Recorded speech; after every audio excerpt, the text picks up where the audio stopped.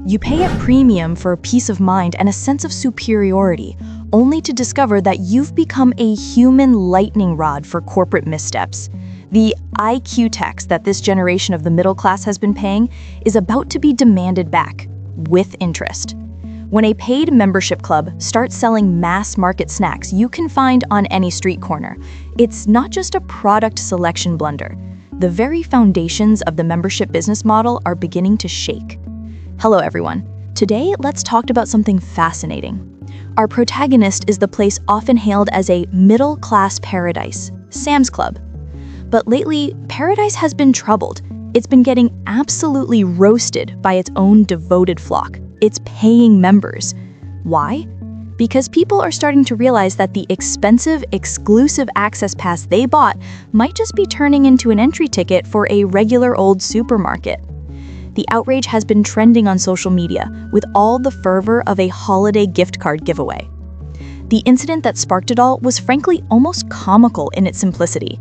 In early July, many longtime, loyal Sam's Club members, people who practically treat the place as a second home, noticed something strange. A couple dozen of their beloved, buy-it-with-your-eyes-closed cult favorites had vanished from the shelves. Things like the sun cakes, the rice pudding, the low-sugar egg yolk pastries. Gone. Now, a supermarket changing its product lineup is perfectly normal, right? But here's where it gets surreal. The products that replaced these beloved items were national snack brands that you can buy in any corner convenience store. Things like Orion Choco Pies and Liu May preserved plums. This move just completely broke the members' brains. What in the world, they cried. Why am I paying hundreds of yuan a year for a dignity tax, if not for the promise that you, Sam's Club, will find me unique, high-quality, well-priced hidden gems that I can't find anywhere else? And now you're just shoving mass-market snacks in my face? Is my membership fee just paying for the heating bill in your warehouse? The collective blood pressure of the middle class shot through the roof. Sam's Club, to their credit, reacted quickly. Calm down, valued customers, their PR team pleaded. This isn't your average Choco Pie. This is our special, channel-exclusive, reformulated version. Look, 80% less sugar, 30% more cocoa, 0 trans fats, and it's a massive box of 48 for only 49.9 yuan. It sounded sincere, but then the eagle-eyed members started reading the ingredient list. Yes, the first ingredient was no longer sugar, it was wheat flour. But the sugar had been replaced with a cocktail of artificial sweeteners. In other words, yes, we lowered the total sugar, but the sweetness you're tasting might be even more intense, and the saturated fat from the shortening is all still there. This is not a health food. Then came another discovery. A new konjac snack on the shelf was clearly made by the famous brand Weilong, but the Weilong logo was mysteriously absent from the packaging. It was a stealth product, reeking of a nothing-to-see-here kind of deception. The final, most theatrical act in this drama?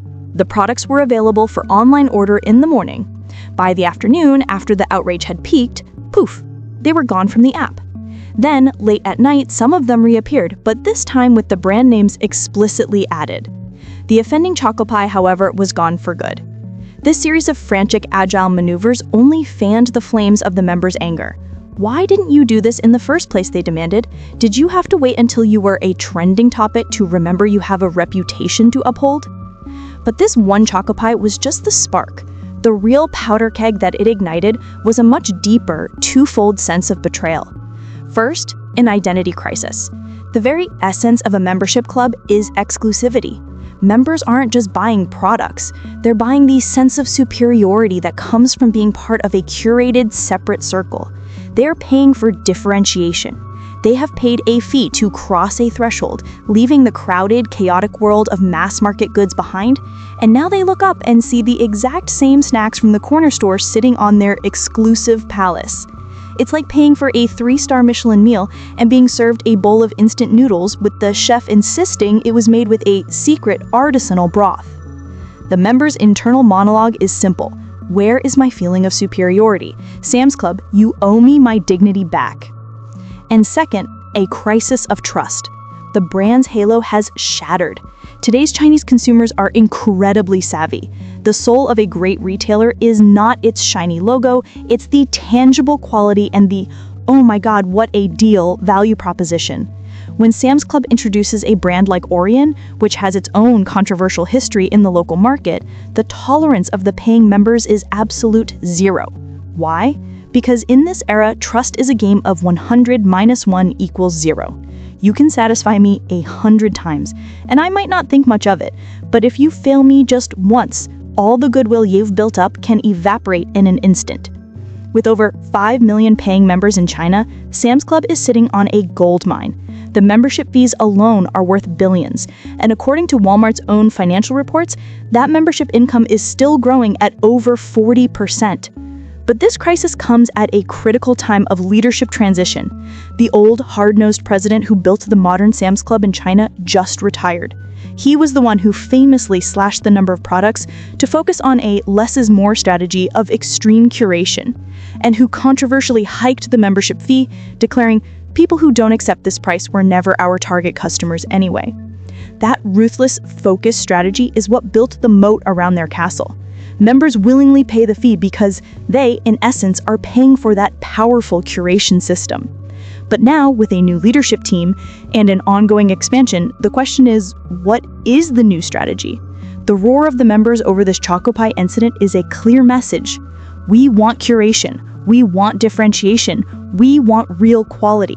We are not paying you to put a special Sam's Club sticker on a mass market product. The core dilemma is whether the new leadership will continue to dig that deep, exclusive moat, creating truly unique and valuable products that justify the membership fee. Or will they, in the pursuit of broader appeal and higher profits, start to fill in that moat, making their shelves more and more like everyone else's, and in the process, destroying the very foundation of their success? The answer to that question is far more complex than studying the melting speed of an ice cube, because what might be melting is not just the ice, but the trust and expectation of millions of middle-class members. A poet of our modern age might say of this moment, "A product choice, a sudden strange new tack, a common snack placed on a premium rack. The fee was paid for curated a better way, not for the goods you find on any day. The Choco Pie a symbol of the fight, a low-sugar version that just wasn't right. The members roar a crisis of their creed, give us the value that you guaranteed." That's all the time we have for today. Thank you for listening, and we'll see you next time.